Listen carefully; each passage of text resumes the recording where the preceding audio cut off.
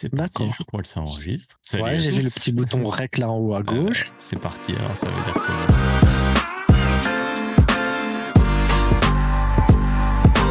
bon. Au passage, n'hésite pas à nous rejoindre si c'est pas encore fait et à partager la chaîne autour de toi, ça fera plaisir à tonton. On est parti avec Cafetito. Donc on va Déjà, expliquer un petit félicitations peu pour tes 50 000, merci. Ah oui, mais toi, moi en fait mes 50 000 abonnés, toi tes 10 000 50 abonnés, 000. c'est magnifique. C'est magnifique. 10 000, abonnés c'est beau. pour la C'est frite, beau. c'est incroyable. Je l'ai connu, il était tout petit et là maintenant il est parmi les étoiles, c'est magnifique. J'étais même pas sur YouTube quand tu m'as connu. Oui, c'est ça. Un simple fan de Busquets parmi tant d'autres, ou peut-être un peu perdu. On va expliquer un peu le concept du coup de la vidéo, enfin le concept, le programme, comment ça va se faire. Donc ça va parler de mercato évidemment. On va voir un petit peu qui faut sacrifier, on va dire, dans l'équipe, les ventes, les départs, qu'est-ce qu'on fait avec les joueurs en prêt et les achats, les courses quoi.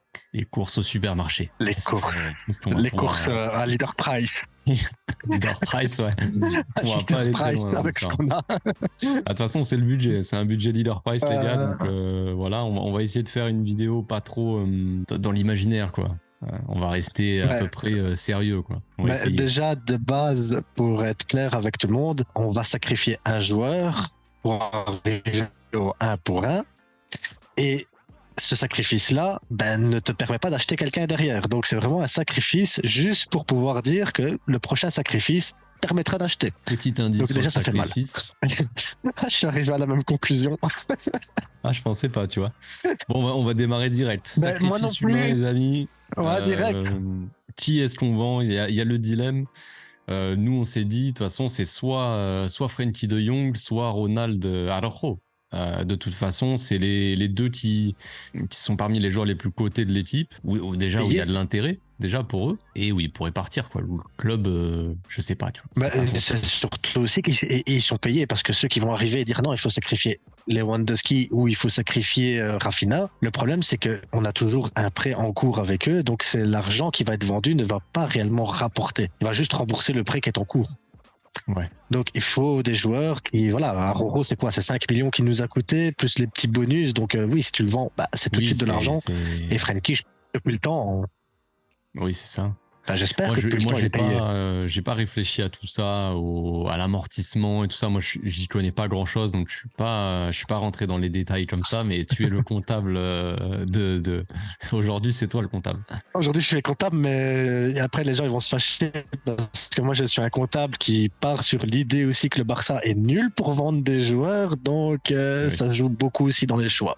Ah ouais, ça c'est sûr. Donc il y a le choix Frenkie. De toute façon, à chaque fois c'est toujours les mêmes rumeurs. Est-ce que Frenkie va partir cet été ? Il y a le choix Ronald aussi. Quand on entend parler des rumeurs, déjà dans la réalité, franchement, je pense qu'il y en a aucun des deux qui partira. Je pense que il y a très peu de chances qu'on arrivera à revenir au 1 pour 1 et donc on aura un mercato à mon avis éclaté. Mais il faut bien faire une vidéo.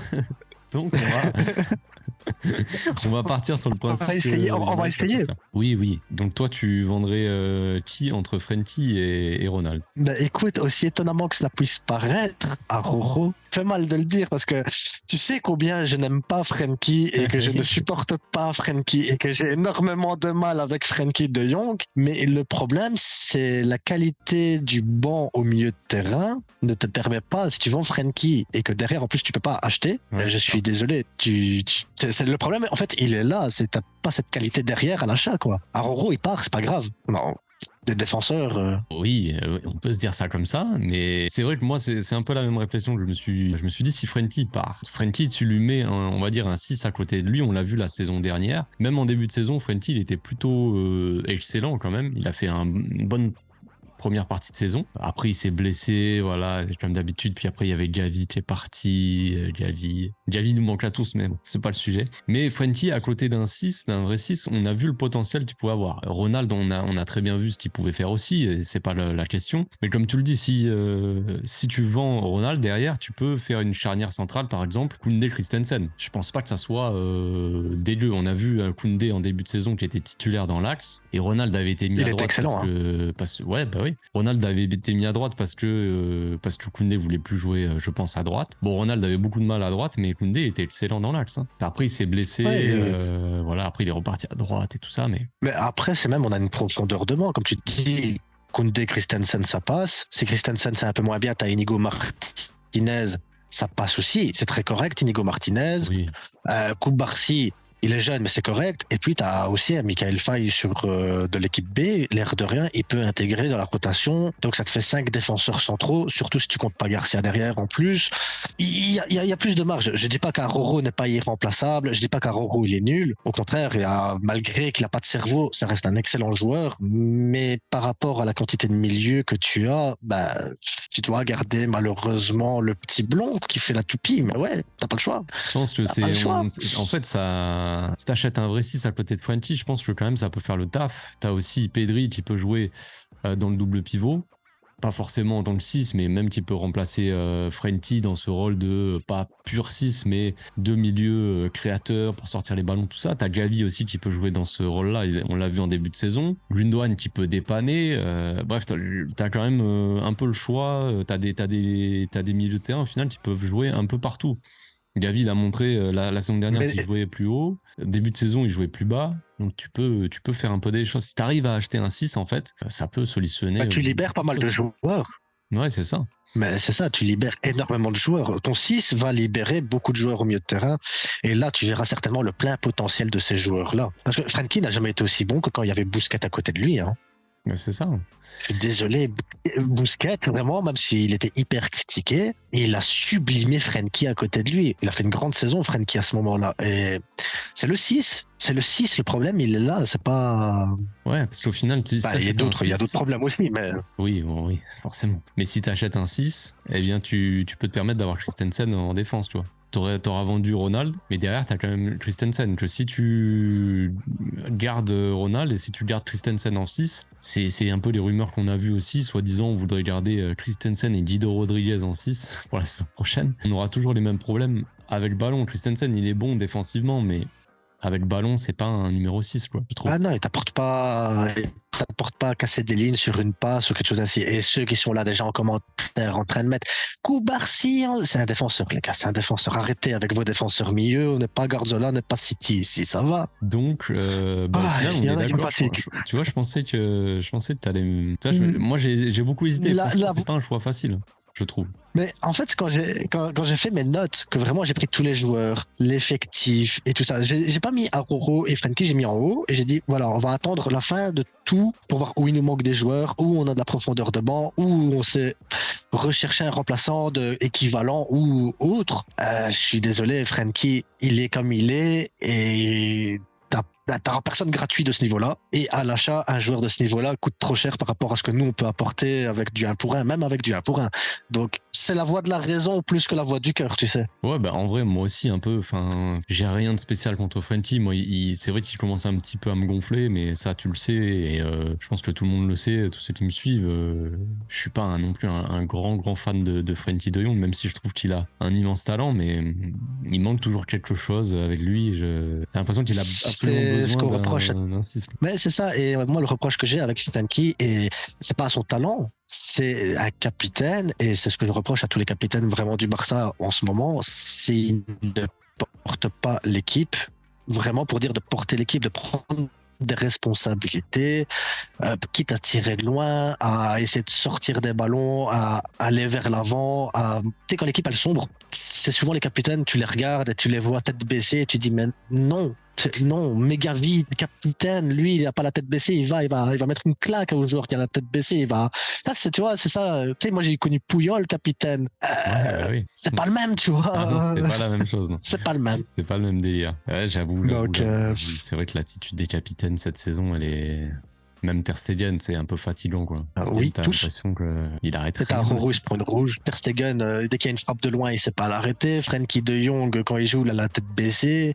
Et c'est qui? Sergi Roberto, j'avais oublié. Sergi Roberto, j'ai rien contre lui, mais c'est Sergi Roberto. Ouais, voilà, il y a rien. Je pense que pour le décrire parfaitement, tu dis c'est Sergi Roberto, quoi. Voilà, c'est... Il n'y a rien à dire de plus. Tu peux pas lui reprocher d'être mauvais, tu le sais, tu peux pas lui reprocher de pas avoir de volonté. Il l'a, tu vois, mais en même temps, le niveau, Ouais, c'est pas le Barça, quoi. Merde, va au Betis, va à Girone, fais ce que tu veux, mais pas Barcelone. Pas Barcelone. Je suis d'accord. Donc, Bon, bah, du coup, voilà, on est revenu maintenant au 1-1. On va pouvoir faire un mercato. C'est parti. Donc maintenant, la question, c'est les départs, les ventes. Donc les départs, soit les départs en fin de contrat, on a seulement 2 joueurs en fin de contrat, sans parler des prêts, mais ça sera le prochain point. 2 joueurs en fin de contrat, c'est Sergi Roberto et Marcos Alonso. si t'as envie de te disputer avec les gens, on dit je prolonge, mais. Moi, en soi, j'ai même pas envie de me disputer, j'ai même pas. J'ai pas envie.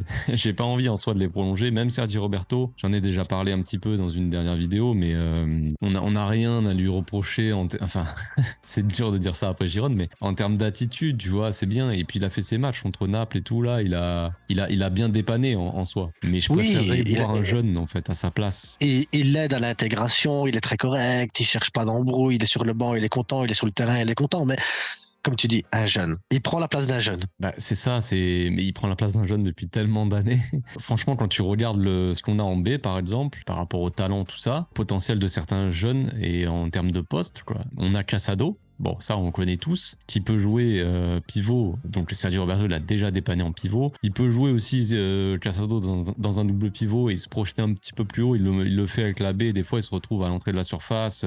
Il l'aide au jeu. C'est un peu un Gavi. Moi, je le vois comme un Gavi, Casado, mais côté un peu plus défensif, quoi. Plus milieu défensif que milieu créateur. Et il dépanne aussi en latéral droit avec la baie, avec Marquez, quoi, Casado. Donc, déjà, on a ce gars-là qui est assez complet.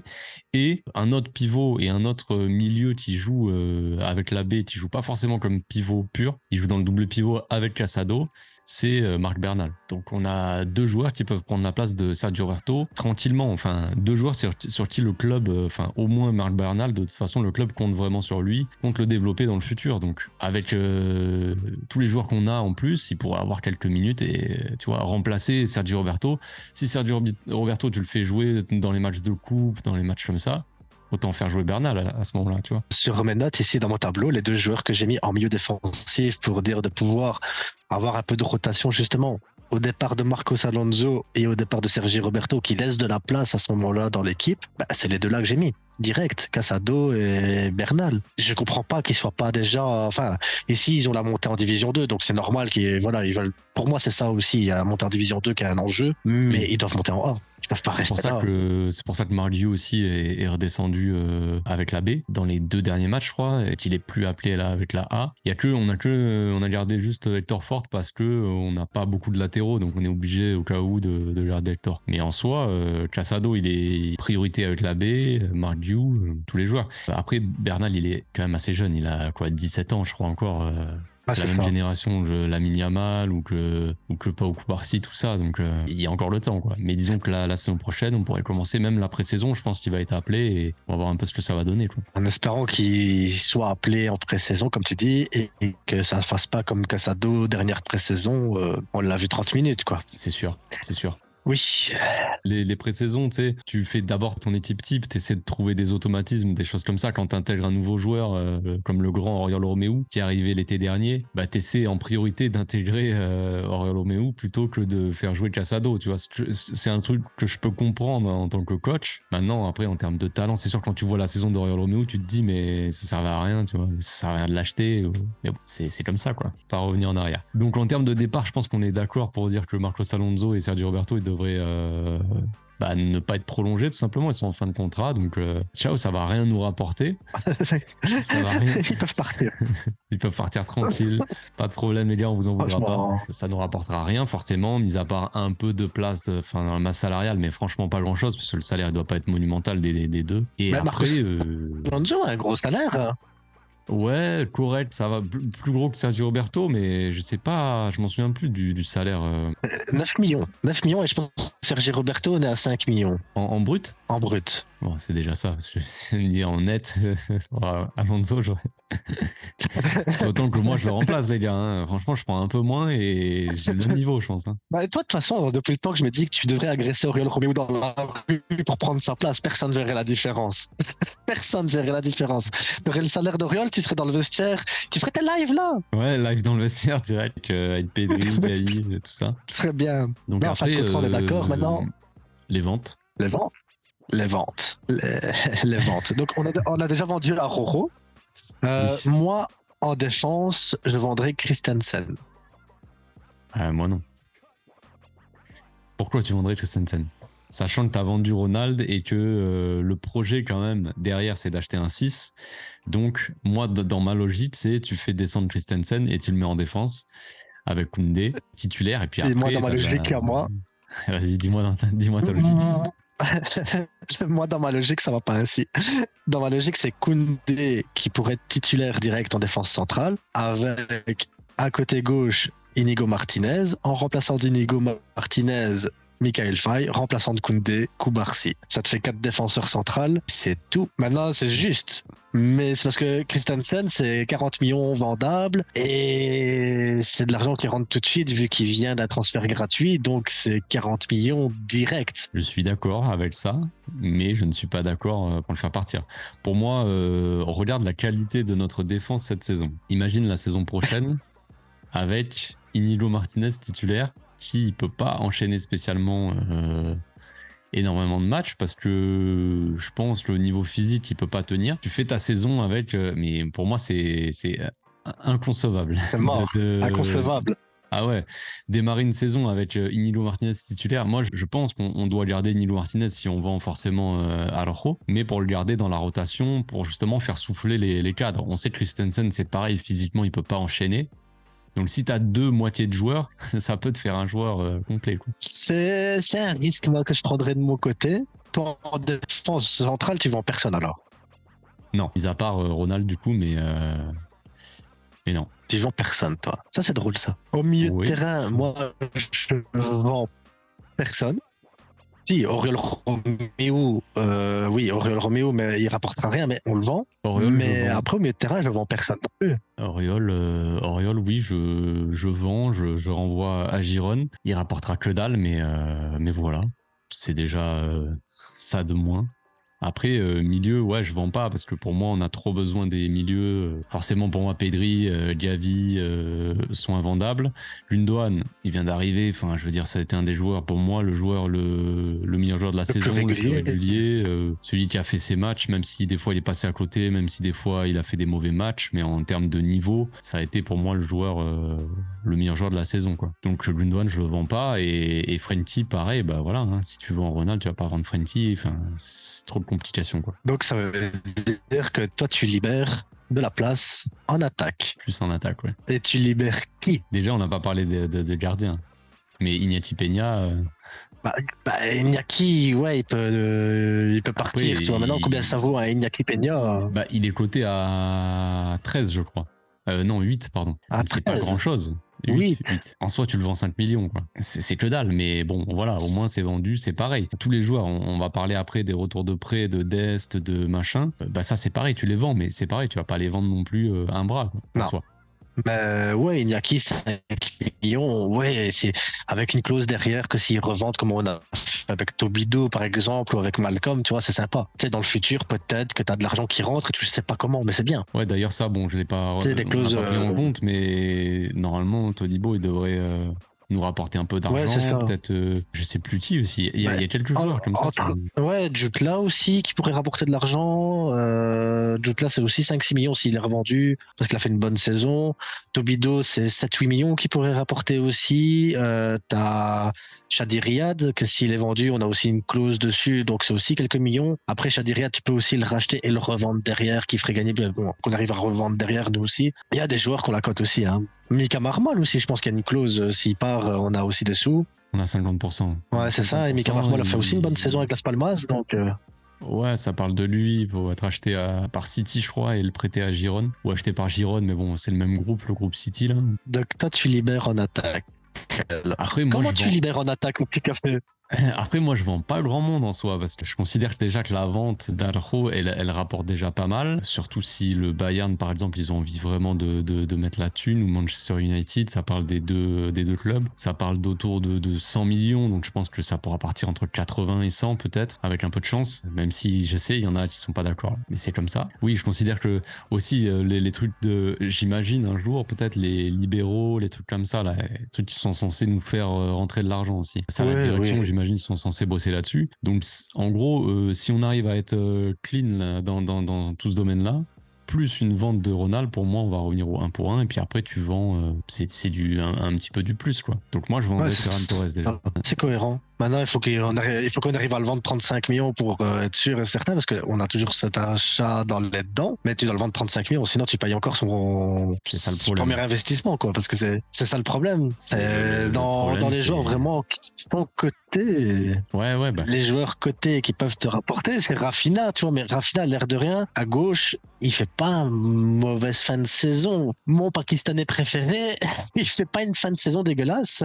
Bah, c'est ça. Et statistiquement, il apporte. Bah, depuis le début qu'il est là, de toute façon, statiquement, il a toujours été correct, sans être fou de toute façon, mais ce qu'il fait là, c'est ses meilleures saisons. Donc, dans tous les cas, tu sais, tu peux pas dire je suis déçu, je m'attendais à mieux, parce que il a jamais fait mieux que là. Donc, voilà. Peut-être je sais pas s'il peut apporter plus, mais pour moi, c'est un mec qui doit rester dans la rotation, parce que moi, je le mettrai pas à gauche la saison prochaine, je le garderai à droite, en backup de Lamine Yamal, tout simplement. Maintenant, la question, c'est est-ce que Rafinha, mentalement, il accepte d'être un backup? Après, Lamine, en soi, dans une équipe normale, même si au final c'est ton meilleur, c'est ton meilleur attaquant, c'est pas quelque chose de normal. Il a même pas encore 17 ans, il va l'avoir en juillet, je crois. Le gars, il est titulaire indiscutable, il enchaîne tous les matchs. Quand tu joues tous les 3 jours, quand tu joues toutes les compétitions, tout ça, tu peux pas.